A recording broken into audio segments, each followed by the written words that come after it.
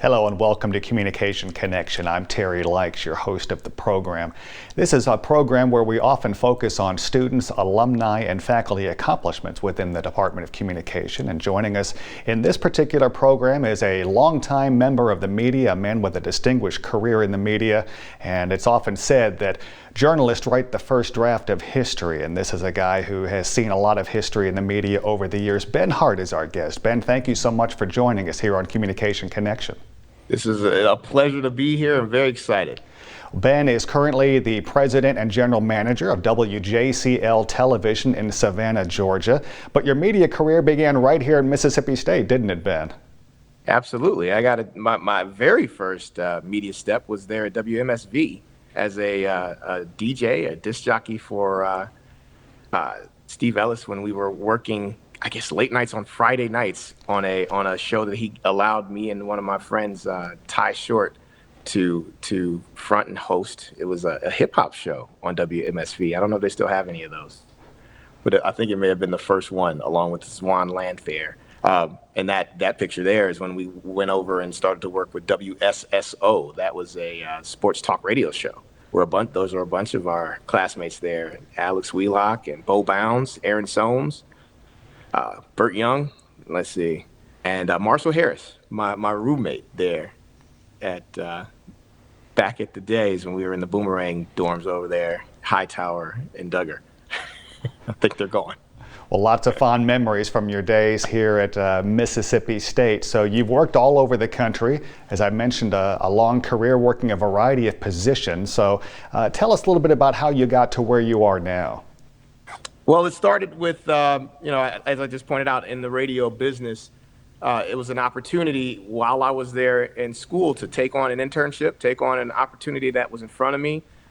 I got to work with something I was really familiar with when I was part of that hip hop show. Then I went to work for the Cumulus broadcast stations there in Columbus, which is when I moved over there to work at Power 92. I worked for Power 92 and Mix 106. I worked for the classic rock and the country stations in that same building, and WSSO, which is the sports talk radio station there. And while I was doing that, I was learning a lot of skills, a lot of technical skills. And then, obviously, I was using some of these jobs, some of these internships for class credit. I had opportunities to make them into practicums. And so my professors at the time, my advisors at the time, helped me create, goals inside of the things that I was doing in my internships. And I learned a lot of kind of the foundational things that you need to know as a broadcaster through the radio business. Then there was an opportunity to work. A friend of mine had a job at WCBI in the television business.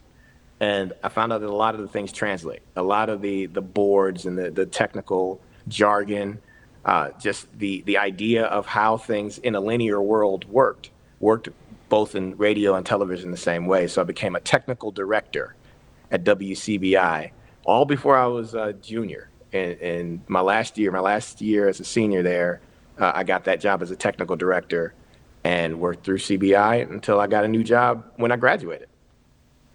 Well, we often talk with students about taking initiative while you were in school, and so you're a great example of that for us to be able to use in our classes, of making the most of taking what you learn in your classes, but also gaining experience to get yourself a leg up in the industry. And you've certainly, since you graduated roughly 20 years ago, have moved around like a lot of people do in the media, building that resume, building your experience to where now you're in management, so at the top of the rung, if you will, at a beautiful part of the country there in Savannah. So tell us a little bit about working in the different roles and how it prepared you to be in this leadership position. All of those, what was important about those roles is that when I got to be a leader, the reason that I'm effective, if I am effective, is because I think that I understand all the things that people are doing, all of the responsibilities that people have across the board. I've worked in production. I've run prompters. I've run audio. I've been a director. I've, in Master Control, had very, very close conversations with the people who are running Master Control, which is the absolute control of all of the signals that are coming out of the station.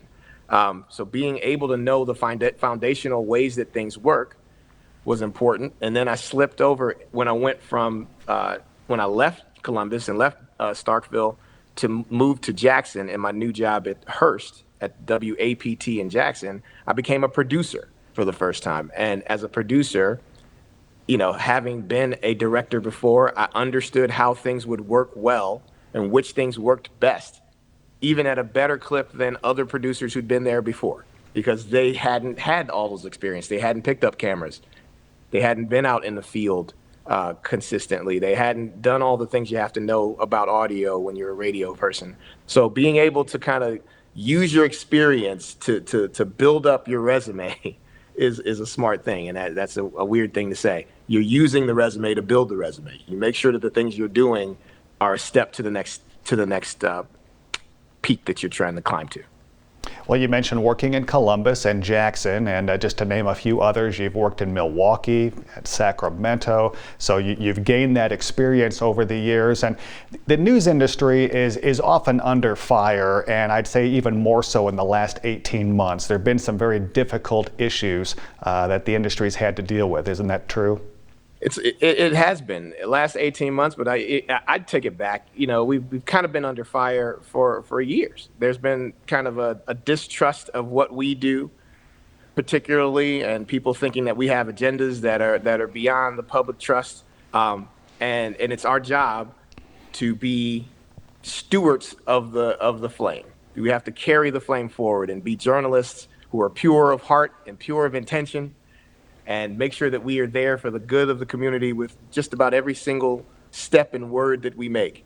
So it has been for the last 18 months very hard with COVID. COVID has put us under tremendous stress, because as everyone else was locked down, we were the ones who were supposed to tell the stories about what was happening all around us.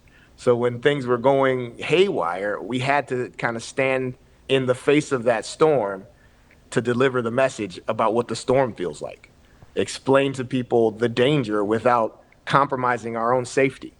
So it's been a heck of 18 months. But again, on top of that, you put the political nature of just being a journalist in this particular environment. It's been a rock and roll couple of years. But I'd love to say that every challenge that we take on makes us better, stronger, wiser, and more effective. What has changed about the perception of the media? You look back to the days of Walter Cronkite and CBS, the most trusted man in America, and now people just don't seem to trust the media like they used to in that era. Yeah, Walter Cronkite, just renowned, because of the things that he could tell you, and with a settled, calm tone, explain the way that things are.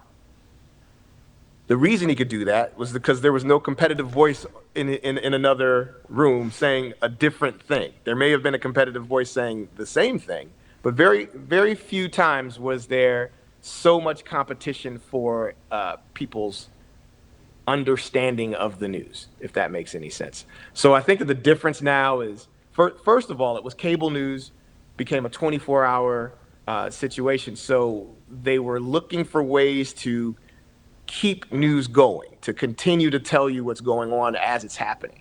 And so you may have heard this before, a lot of times you don't want to be there for the sausage making, you just want to be there for the sausage. And what 24-hour news does is create sausage making opportunities. So people become hyper sensitive to some things that they weren't aware of in the Walter Cronkite era, because Walter Cronkite would package it at the end of the day, one time for the day. You'd hear about it at that moment, and he was one of three voices. Now you've got 20 voices that are talking about it all the time.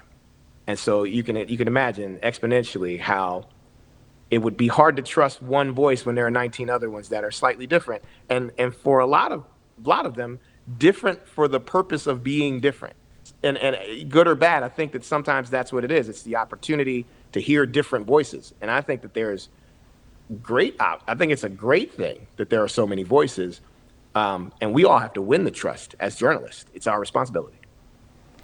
Ben Hart is our guest, the president and general manager of WJCL Television here in Savannah. And Ben, many students wish to work in the television industry, and they see what the television anchors and the show hosts do, but there's so many jobs behind the scenes that maybe they're not aware of, and some of those jobs are even hard for you to fill. Tell us about that. Yeah, who doesn't, when people come to communications department, who doesn't want to be on TV? Like, of course, that's why I'm here. I came in as a high school student thinking, I want to be on SportsCenter. I can't wait to be the next Stuart Scott. And then I got to Mississippi State, and I met about 3 or 4 other people who were also going to be the next Stuart Scott. And then when I got into those jobs we talked about, there were lots of opportunities to, learn the business. And in learning the business, I felt this is a place where my voice is a little bit better used to be behind the scenes and be a little bit more pensive about why we're doing things instead of just presenting what we're doing for the day. So becoming a director, becoming an on-air talent on the radio was great because it shook me of having that need to want to be in front of people by the time I got into the TV business. And then I saw some of the opportunity behind the scenes, which is being a producer, being a photographer, being an editor, being managers, and more than anything, I want to press this. I want people to look at my job and say, that's the thing I'm looking for when I'm at Mississippi State. I want to be the manager of a station. I want to be the one who is in charge of or responsible for making the decisions as to how and what our community needs beyond the news. What kind of programming we need to see, what kind of children's programming we need, how much, impact sports and local sports and high school sports makes is something that's sometimes underaccounted, underrepresented. It's important for people to see themselves, to be noticed on television, to be noticed on the internet, to be noticed anywhere.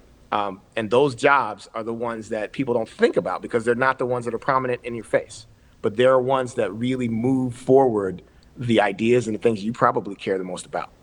Producer, reporter, executive producer, anchors and reporters obviously are the things you see, but it's all those things behind that make so much of a difference. Ben, some final thoughts in our last 30 seconds. What message would you like to share with the audience about working in the media? It's a gift. It's an opportunity to really serve our community in a way that's absolutely needed all the time. There's nothing more important than information. There's nothing more important than people being able to make a sound decision about their lives, a sound decision about their communities. And working in the media, we arm people with the most important ammunition, and that is information. The smartest person in the room is the one who's listening to everyone else.